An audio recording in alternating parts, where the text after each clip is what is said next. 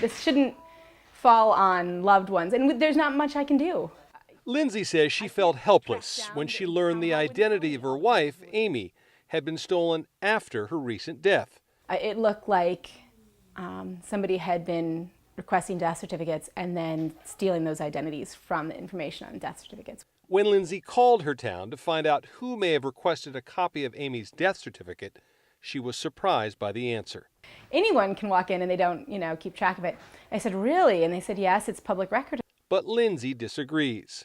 Her death might be public record, but all that information you're handing out for $10 is not public record. Most death certificates contain the full names of parents of the deceased, as well as addresses and date of birth. An astute town clerk called inspectors after realizing they had a large amount of requests for death certificates. The bad guy in this case went onto the obituary section in the local paper, realized that someone was deceased and that they could access their death certificate.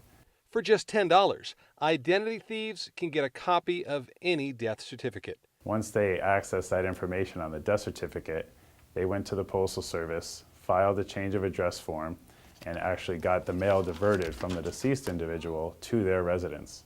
Once they have access to the personal bank and credit card accounts of victims, they could drain these bank accounts or make charges on the credit card.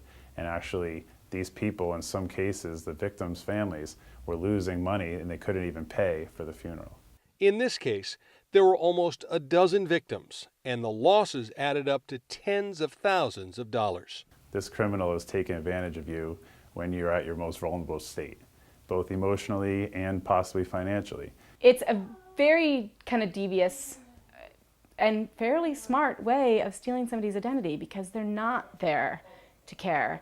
Amy's not going to answer the phone and be like, "What? I didn't open this credit card. What are you talking about?"